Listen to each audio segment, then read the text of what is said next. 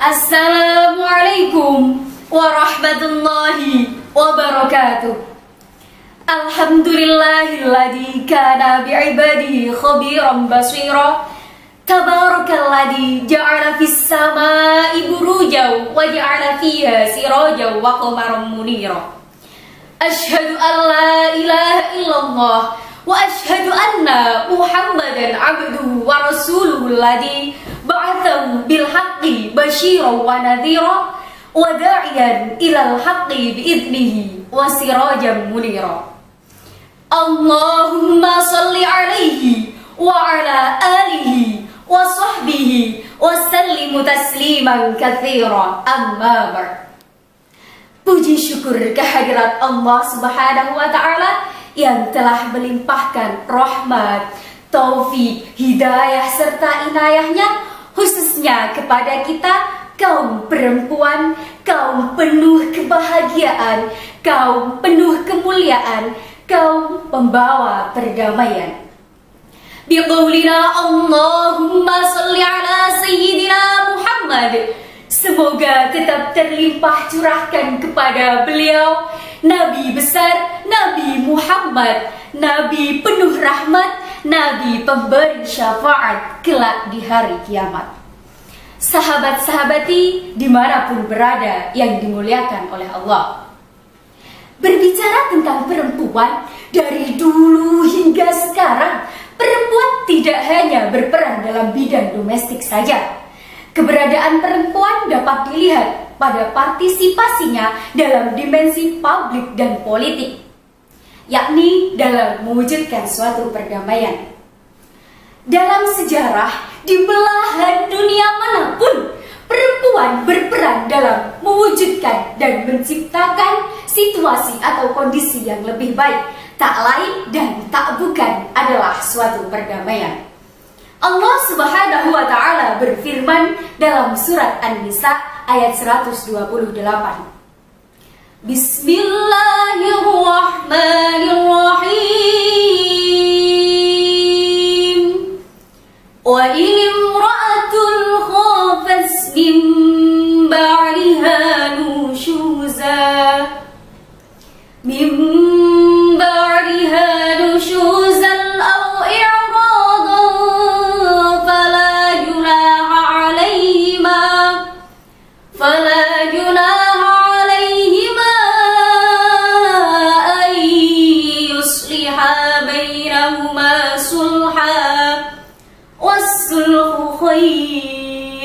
yang artinya, dan ketika seseorang khawatir akan nusyuz atau sikap ta'ajuh dari seorang suami, maka tidak mengapa bagi keduanya mengadakan suatu perdamaian, dan perdamaian itu lebih baik.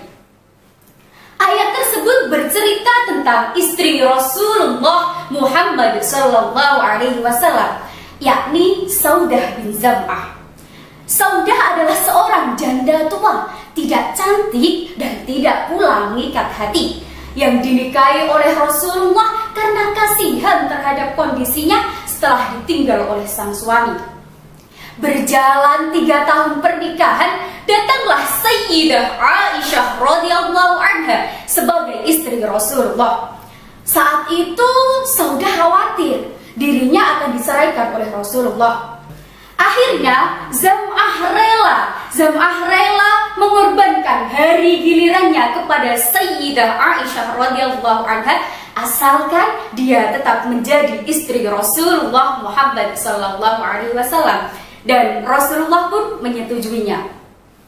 Cerita Zam'ah tadi merupakan fakta atau bukti nyata bahwa perempuan mampu mewujudkan suatu perdamaian.